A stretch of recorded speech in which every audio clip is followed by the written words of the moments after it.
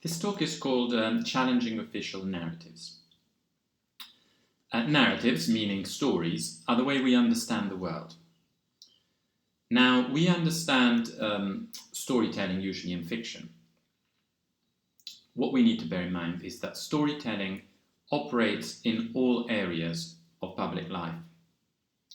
In news, current affairs, world politics, science, and medicine. We tend to believe in simple, good stories more than we believe in complicated, maybe not black and white stories. That's just how we are wired up, which means that we are more likely to believe in a fiction if it's simple, if it's black and white, than we are likely to believe in reality if it's complex. The saying reality is stranger than fiction is in a way a testament to that. It's stranger because it's not black and white, it's not easy. And all departments of media are aware of this. All departments of political parties are aware of this. All corporations are aware of this. Big Pharma is aware of this. The military are aware of this. We, as citizens, as a population, need to be aware of the level of storytelling that has been fed to us all our lives, since we were born, by our parents, at school, at university, in work, through the media, through the teachers, through the professors. We need to be aware that we are more likely to be believing in simple stories than in complex reality. Now, we call these departments marketing, PR.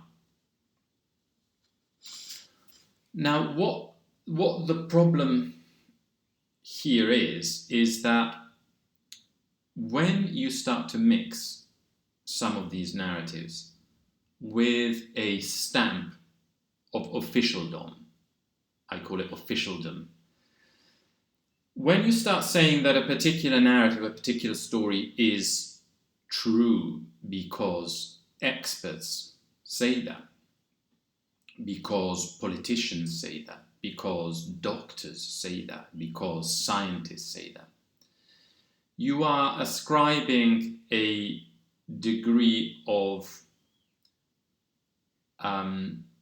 unquestionability to what is just a story. All areas of development, all areas of study, unravel past stories in order to create new ones. This is just how we advance knowledge. So the idea that a story told by an authority is true is a story itself. It's a story. It is not based on any truth. So we need to stop believing the story that the experts know things. We need to believe that everything is storytelling, including the stories the experts say. We know that the problem of officialdom is that it tends to feed into mass psychology, into conformity. The biggest problem of our era of technological development in social media is conformity. Cancel culture is a child of conformity. If you think about the Asch experiments in which a person attends an experiment in a room, he doesn't know that the other 4 or 5 people next to him are plants, that they are part of the experiment. He thinks they attended like him. And the person conducting experiments, let's say he shows us a sequence of lines and asks which is the longer one. Now, he can see clearly which one the longer one is, and he says that's the longer one. But the other people have been told to say the wrong answer altogether. So he's a little bit puzzled that they don't seem to be able to see what is clearly the longer line. And this continues through other simple questions, question 1, 2, 3, 4. By the time it's the third or fourth question that everyone else says always the same answer, which is different to his, he lets them answer first, and then he says their answer. Loses faith in him or herself, loses faith in their own individual thinking capacity, and just joins the crowd because he thinks, well, maybe I can't see properly, maybe there's something wrong with me. So this is the danger of using officialdom as a device to seek a monopoly on storytelling. There is no monopoly on storytelling. We are all able to construct stories and deconstruct them. Experts tell stories that have been told to them by other experts. That doesn't make those stories true. So officialdom becomes a tool to control the masses via group psychology, to strip them of the self-belief in critical thinking. It is official, therefore I should not question it. Now, officialdom uses certain hooks to catch people. One of these hooks is safety, keeping others safe. This starts to play in the psychology of wanting to do good. We probably all have a bit of a sense of guilt that we are not doing enough for other people, for society. And so this officialdom starts to play with that guilt and says, if you do this, you're keeping others safe.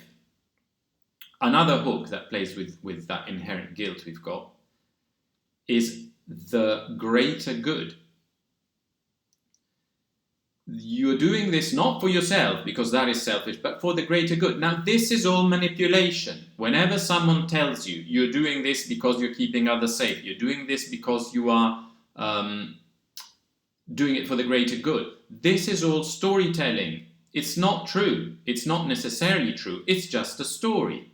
It's just a story that hooks on your own sense of guilt. This goes into a zenith or a peak when there are things like emergencies that are declared by experts. An emergency is a story. Yeah? Unless you see, something in fire in front of you, or people literally dropping dead all around you, but you see it with your own eyes, not through a screen. Until you see that, you have to question whenever there is a call for an emergency or a crisis. This is a story. The climate crisis is a story. It's just a story. There is no truth in a story as such. It's a story that's used to manipulate people's minds. The COVID emergency, it was just a story. It was a story that it was an emergency. Could have been dealt with very simply. Antibiotics. So all of these are ways to control people by playing on their desire to do good. The saying, the road to hell is paved with good intentions. That's probably true. Most of us have good intentions. If you are, let's say, the devil and you know that, well, you're going to be paving that road. You're going to be pushing along people on that road. But whose interests are you looking after? Is it really the greater good? Are you sure? Is someone using reverse psychology on you? in order to appeal to your innate desire to do good. We all have to question all the stories that are being told to us, and we have to verbalize all our doubts about these stories. At all times, even when you start to feel like that person in the ash experiments, even when you start to feel that people around you are in a way alienated because you don't share their view, you're saying something and they're saying something else. I would say especially at those times that everyone seems to agree on something. And if you've got that voice within you that doesn't agree, that is really the time that you need to verbalize that disagreement in public, in society.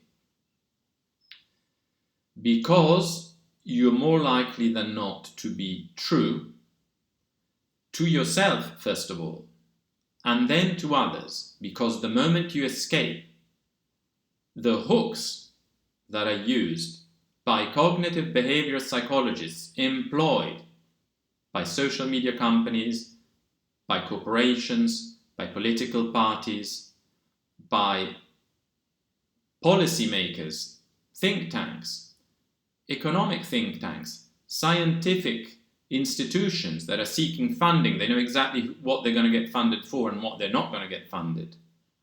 All of this is a huge storytelling operation that is happening on multiple levels, and they all reinforce each other because all of these stories feed off each other.